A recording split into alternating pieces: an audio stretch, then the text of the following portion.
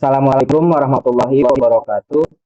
Kami dari kelas 4F Informatika dan kami kelompok 4 yang beranggotakan Rutika Sarwanti, Aita Tasya Kamila, dan saya Muhammad Ahmad Banulain. Di sini kami akan menjelaskan tentang beberapa materi konsep dasar dalam sistem komputer dan manajemen sumber daya. Lanjut kita ke slide selanjutnya. Nah, yang pertama sinkronisasi. Pengertian sinkronisasi adalah suatu proses di mana proses tersebut saling bersamaan dan saling berbagi data bersama yang mengakibatkan race condition atau lebih dikenal dengan inkonsistensi data atau suatu proses pengaturan jalannya beberapa proses pada waktu yang bersamaan untuk menyamakan waktu dan data supaya tidak terjadi inkonsistensi atau ketidakkonsistenan ya data akibat adanya akses data secara konkuren agar hasilnya bagus dan sesuai dengan apa yang diharapkan. Nah, cara kerja sinkronisasi yaitu kita akan mempelajari cara kerja ini proses di operasi sistem dengan bantuan sebuah contoh ya. Pada contoh di samping ini ada 3 proses. Proses pertama yaitu mencoba menulis data bersama sementara. Proses kedua dan proses ketiga mencoba membaca data yang sama sehingga ada perubahan besar di proses 2 dan proses 3 mungkin mendapatkan data yang salah. Next. Nah, di sini ada tahapannya yaitu yang pertama pemahaman masalah, yang kedua identifikasi sumber daya bersama, yang ketiga pemilihan teknik sinkronisasi, yang keempat implementasi, yang kelima uji coba dan debugging, dan yang keenam optimisasi. Nah, tujuan dari sinkronisasi yaitu untuk menghindari terjadinya inkonsistensi data karena pengaksesan oleh beberapa proses yang berbeda, serta untuk mengatur urutan jalannya proses-proses sehingga dapat berjalan dengan baik dan sesuai apa yang diharapkan. Sama seperti yang kita ketahui bahwa hidup saling berkaitan satu sama lain, begitu juga sinkronisasi pada sistem operasi. Jika hal ini tak ada penopang dalam menjalankan suatu sistem, maka akan menemui suatu kendala yang berakibat ketidakkonsistenan pada data sehingga data tidak menjadi konkuren. Kita lanjut ke deadlock. Ya, pengertiannya yaitu suatu kondisi di mana proses tidak berjalan lagi ataupun tidak ada komunikasi lagi antar proses. Pada keadaan deadlock, jika suatu proses tidak melepaskan research yang digunakan, maka proses lainnya akan tetap berada dalam keadaan menunggu. Cara kerjanya.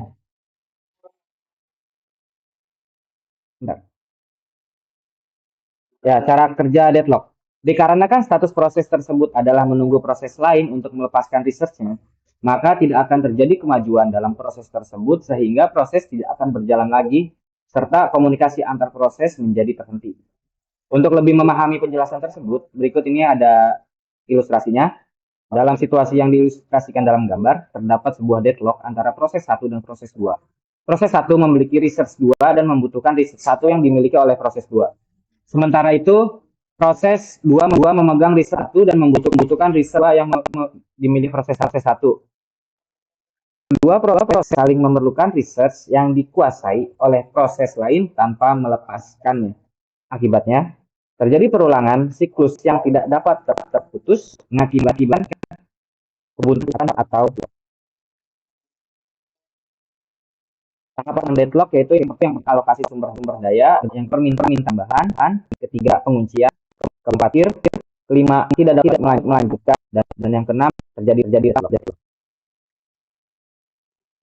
Metode menangani deadlock. Terdapat 3 metode untuk menangani permasalahan deadlock, yaitu menggunakan protokol untuk menjamin bahwa sistem tidak pernah memasuki status deadlock, lalu mengizinkan sistem memasuki status deadlock dan kemudian memperbaikinya, dan mengabaikan permasalahan seakan-akan deadlock tidak pernah terjadi pada sistem. Nah, model ini yang banyak digunakan pada sistem operasi termasuk Unix. Selanjutnya ada alokasi memori. Pengertian dari alokasi memori yaitu adalah proses pemesanan ruang komputer virtual atau fisik untuk tujuan tertentu. Misalnya, untuk menjalankan program dan layanan komputer. Nah, alokasi memori merupakan bagian dari pengelolaan sumber daya memori komputer yang dikenal dengan istilah manajemen memori. Melalui alokasi memori, program dan layanan komputer diberi memori tertentu bergantung pada berapa banyak memori yang diberikan. Cara kerja dari alokasi memori adalah operasi perangkat keras komputer yang dikelola melalui sistem operasi. Melalui proses alokasi memori, sebagian memori komputer bisa disisihkan jalankan program dan proses. Berapa banyak memori yang dialokasikan gantung pada kebutuhan program. Ketika atau aplikasi selesai beroperasi, melepaskan dan bebaskan program lain. Tahapan dari alokasi memori itu nama realisasi, beberapa permintaan, ketiga bahan blok, yang ke alokasi, kelima compatible, dan penjagaan ketujuh dipasok, kedelapan the fragmentasi. Itu option. Nah, jenis alokasi memori pertama ini ada alokasi disk atau kompilasi ya. Program dan lain dialokasi memori pada waktu kompilasi. Waktu kompilasi mengacu pada periode kode pemrograman diubah menjadi kode mesin agar komputer dapat memahaminya. Lalu yang kedua adalah alokasi memori dinamis atau runtime. Nah, program dan layanan dialokasikan pada waktu jalan atau waktu eksekusi.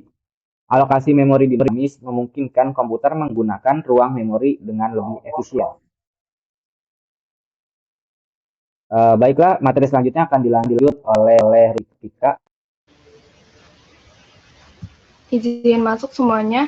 Selanjutnya ada pengalokasian kontigus. Pengertiannya, pengalokasian kontigus adalah teknik di mana sistem operasi mengalokasikan blok memori yang berdekatan ke suatu proses.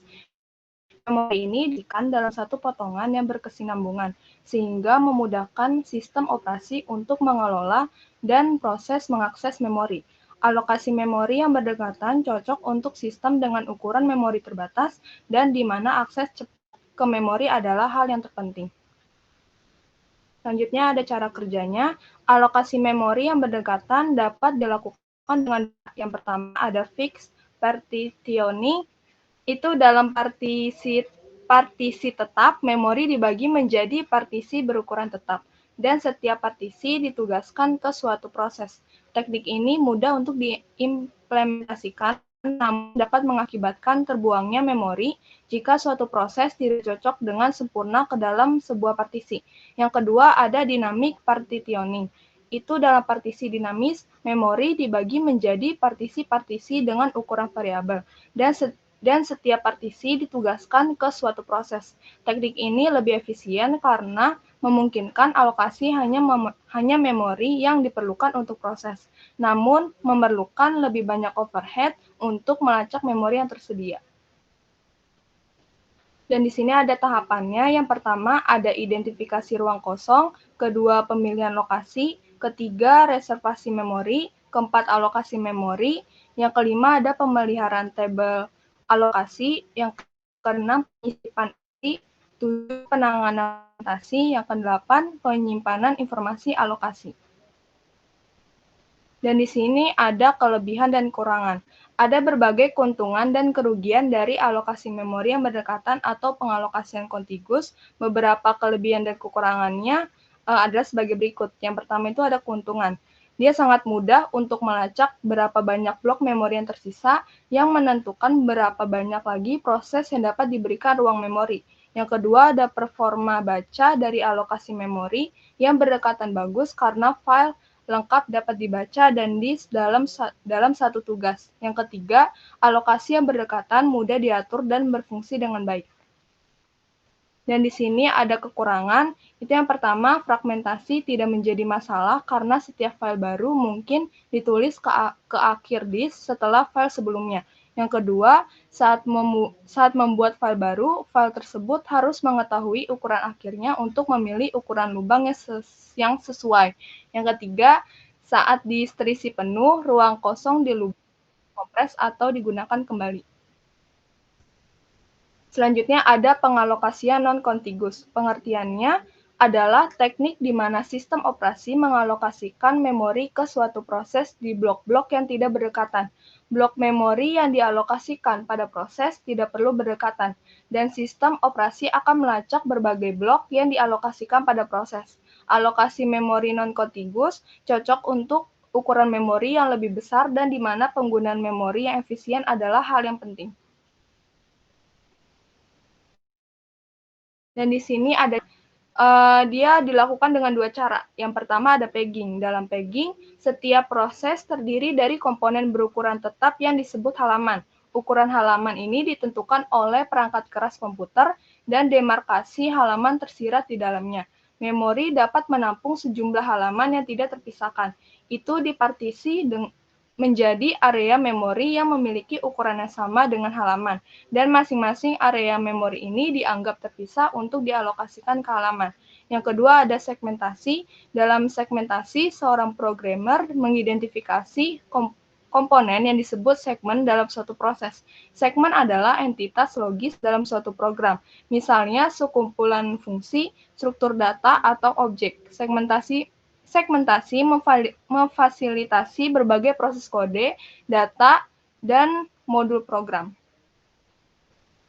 Dan di sini ada tahapan. Yang pertama ada analisis kebutuhan, yang kedua ada penentuan lokasi memori, ketiga fragmentasi memori, keempat manajemen tabel alokasi memori, yang kelima ada pelaksanaan alokasi memori, keenam pembaruan tabel alokasi memori, yang keenam manajemen pembebasan memori, yang kedelapan optimisasi. Selanjutnya ada kelebihan dan kekurangan. Keuntungannya itu atau kelebihan yang pertama dia mengurangi pemborosan memori, namun meningkatkan overhead karena terjemahan alamat. Yang kedua, ini memperlambat eksekusi memori karena waktu terbuang dalam terjemahan alamat. Selanjutnya ada kekurangan. Itu kelemahan dari alokasi memori ini adalah aksesnya lambat karena harus menjangkau node lain menggunakan pointer dan melintasinya. Selanjutnya akan dijelaskan oleh Ahista Tasya. Izin masuk semuanya.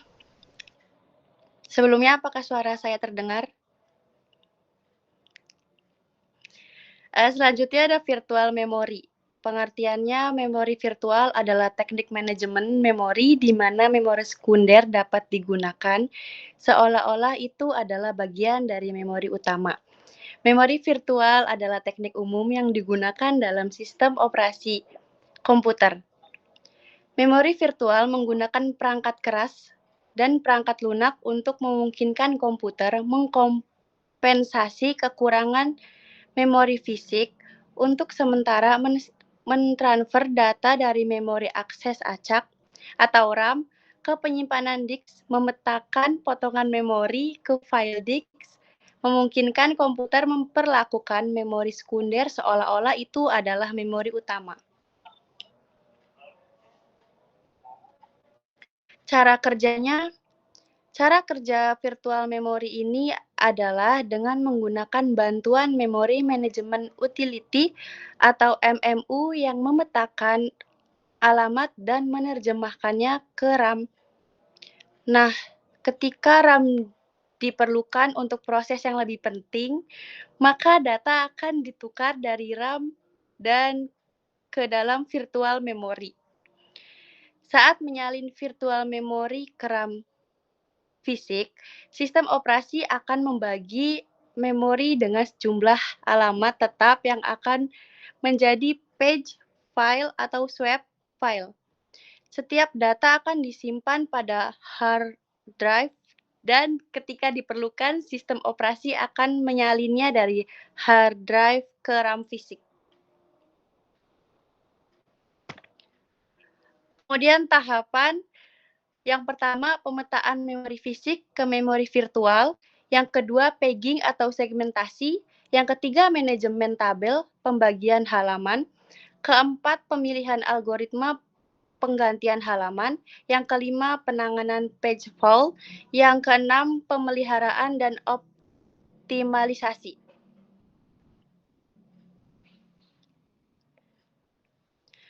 Selanjutnya ada cara mengelola virtual memory. Terdapat pengaturan default yang menentukan jumlah ruang hard drive yang akan dialokasikan untuk memori virtual.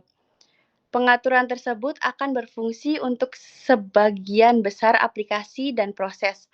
Namun mungkin ada saatnya diperlukan untuk mengatur ulang secara manual jumlah ruang hard drive yang dialokasikan ke memori virtual. Saat menyetel ulang memori virtual secara manual, jumlah minimum dan maksimum ruang hard drive yang akan digunakan untuk memori virtual harus ditentukan. Mengalokasikan terlalu sedikit ruang HDD untuk memori virtual dapat mengakibatkan komputer kehabisan RAM. Jika suatu sistem terus-menerus membutuhkan lebih banyak ruang memori virtual, sebaiknya pertimbangkan untuk menambahkan RAM. OS umumnya menyarankan pengguna untuk tidak menambah memori virtual melebihi 1,5 kali jumlah RAM. Kemudian ada sistem input-output. Pengertiannya adalah suatu mekanisme pengiriman data secara bertahap dan terus-menerus melalui suatu aliran data dari proses ke peranti. Begitu pula sebaliknya. Fungsi I/O pada dasarnya adalah mengimplementasikan algoritma I/O pada level aplikasi. Pada dasarnya, tugas utama komputer adalah processing, dan I/O atau input-output bahkan sebagian besar waktunya digunakan untuk mengolah I/O, sedangkan processing hanya bersifat insidental. Jadi, pada konteks I/O, peranan sistem operasi adalah mengatur dan mengontrol perangkat I/O dan operasi I/O. Cara kerjanya, proses dimulai dengan permintaan I/O oleh program, diikuti oleh penjadwalan permintaan untuk mengoptimalkan penggunaan perangkat keras. CPU memeriksa suatu modul I/O device untuk memastikan kesiapan perangkat, yang kemudian direspon oleh modul I/O. Jika perangkat I/O siap, CPU meminta transfer data yang diambil oleh modul I/O dari perangkat yang diinginkan. Data yang diambil kemudian ditransfer ke CPU. Sistem operasi menangani notifikasi kesalahan serta melakukan optimasi dan koordinasi untuk kinerja optimal.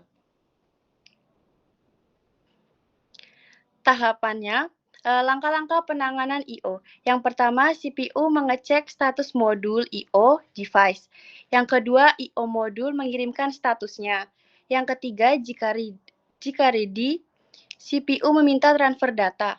Yang keempat, I/O modul mengambil data dari device. Yang kelima, I/O modul transfer data ke CPU dalam variasi output yang diinginkan.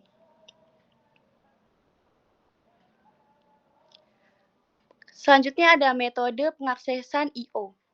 Yang pertama, memory mapped I/O menggabungkan lokasi memori dan perangkat I/O dalam satu ruang alamat, memungkinkan CPU menggunakan instruksi yang sama untuk mengakses keduanya, tetapi memerlukan saluran tunggal untuk pembacaan dan penulisan serta memakan banyak ruang alamat.